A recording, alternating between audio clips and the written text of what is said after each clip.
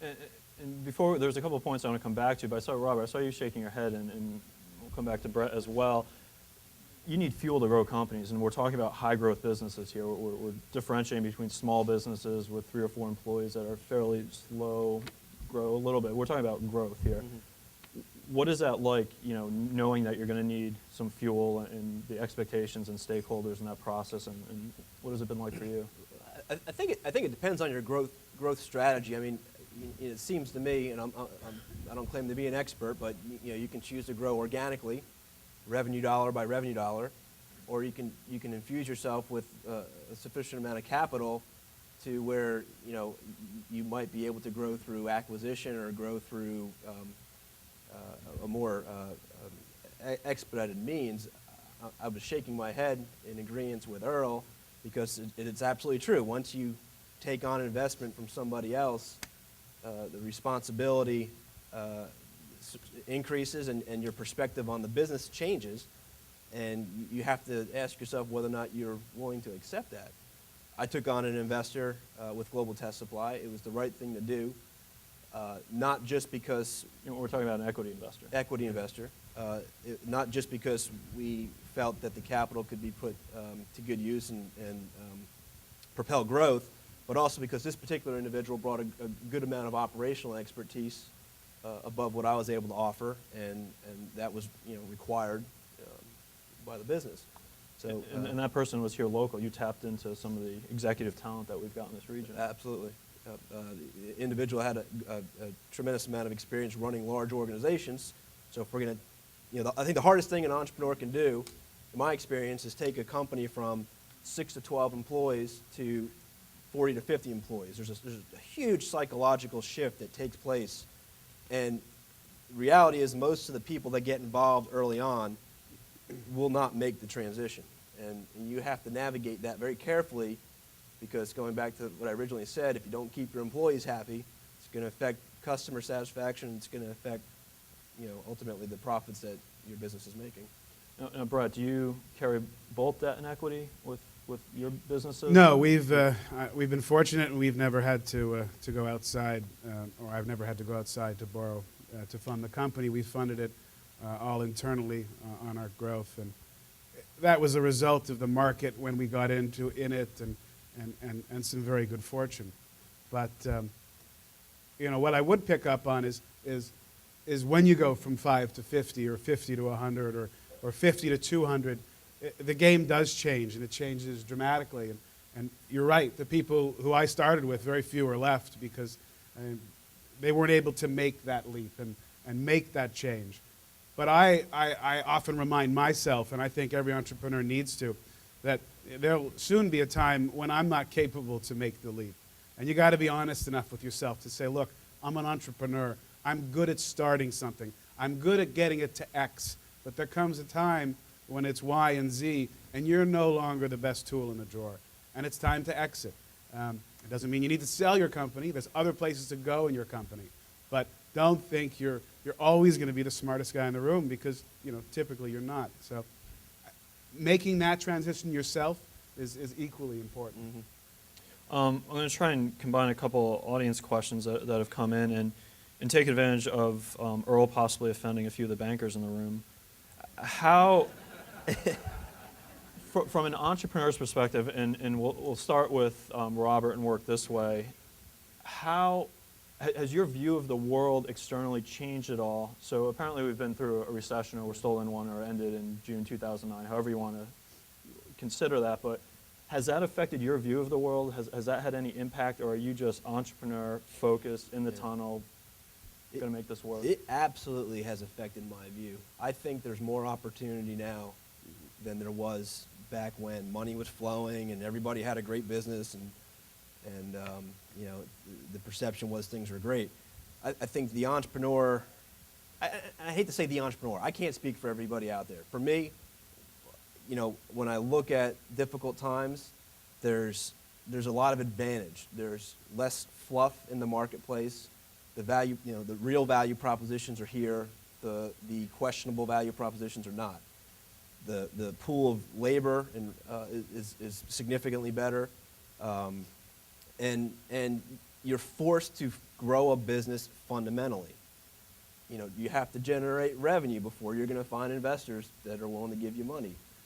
You have to have proof of concept.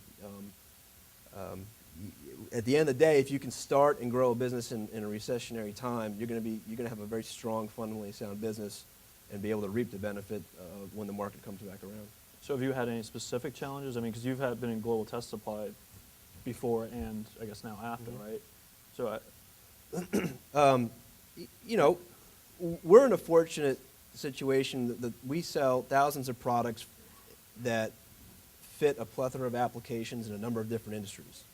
So we've had some industries essentially go away, while other markets have turned around. So we essentially have a hedge fund of products, and that's buffered us from having a big impact on our business. But you know, we can't focus. You know, we go to market by marketing ourselves online. We got customers all over the world. You know, if I had to focus in any one local economy, I don't think it'd be we would have achieved the same growth rate that we have achieved. So I suppose our go-to-market strategy has lent itself to us navigating this recession. Brett, your perspective on whether there's challenges or your view of the world, or how if there's been any influence or effect. I think change is happening faster now than it did 20 years ago, and every year that we move forward, change seems to happen even faster, and change can be anything. It depends on your industry. It can be the iPhone that opened up the telecom platforms. Happened overnight. It was amazing, the change that was rippling through the economy. But change is happening so fast, I think there's more opportunity, because entrepreneurs are successful in change. We are miserable when things stay the same. That's when the big boys succeed tremendously. That's where their tools and their power benefits them the most and makes us weak. But when change happens, we as entrepreneurs, we find a scissor, we find an opening, and we can get in quick. They move slow. So I think now, as change moves faster and faster, despite the fact that we're in a bad economy, but a bad economy creates change. It's good for one, but there's another side to that coin at every turn. We've been fortunate. We've grown 30% year after year, with the exception of 2007, where we grew at 10% over the previous year, while our industry was down 35%. So we've had tremendous growth in this difficult economic storm, but it's solely because we were tooled to change. What we were doing in 2007, we're not doing now. That division is still 20% off the highs in 2007, or the highs in 2006. But we did change, and as a result, I think it's what saved us. It allowed us to continue to grow in this really difficult time. Earl, your perspective, and you're in a very interesting, unique spot, because as you said, you've got a huge opportunity in front of you, but you're building it during. Yeah, I'm not as, candidly, I think our system is teetering on something really weird. There's a lot of weird forces going on. The national debt's in a place where I don't even know what that really does, but I know it's making a lot of people unhappy, and I'm not particularly optimistic about just our system in the next 15 years. I think the internet and our political system is it's not trying to accomplish anything. It's just trying to one-up each other. And I think other global entities are focused on growth. And so I think there's, sorry to be Mr. Cloudy, but I think things are pretty crappy.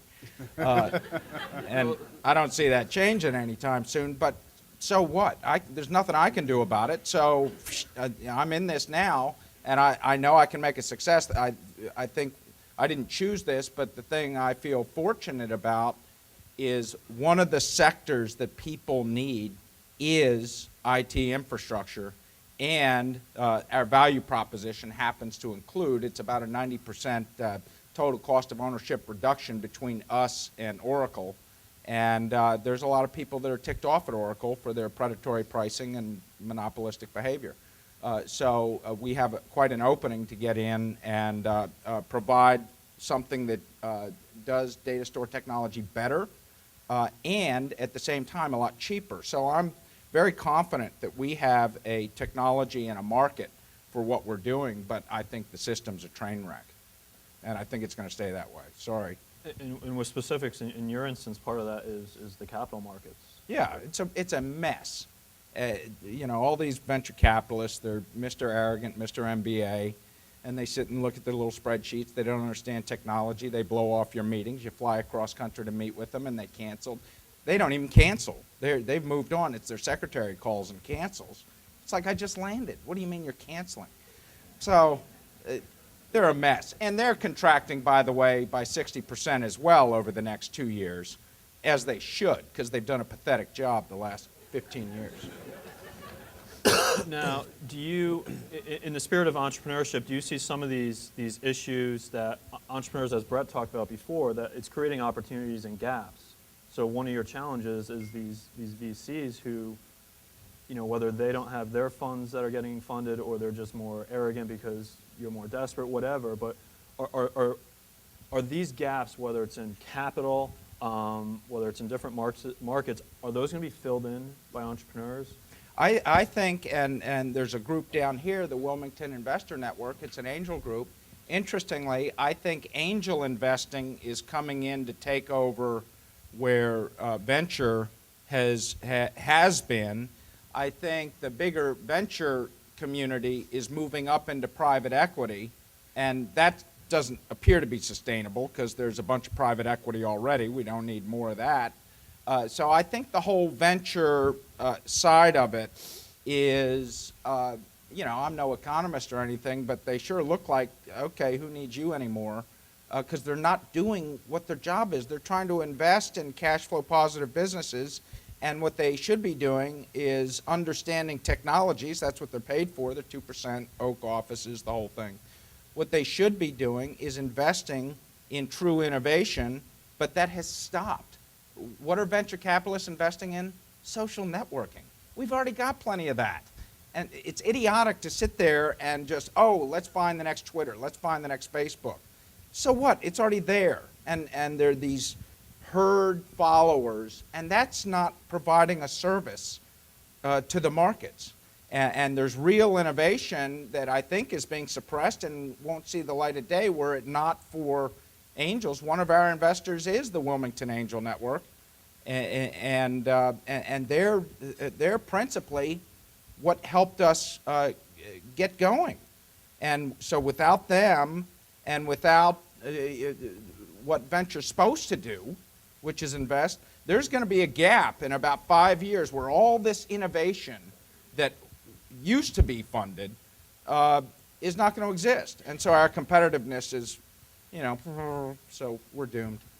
I'd like to recognize Dave Spatrino at table 12 for sending in that question to lead us to our doom. Thank you, Dave. We appreciate that.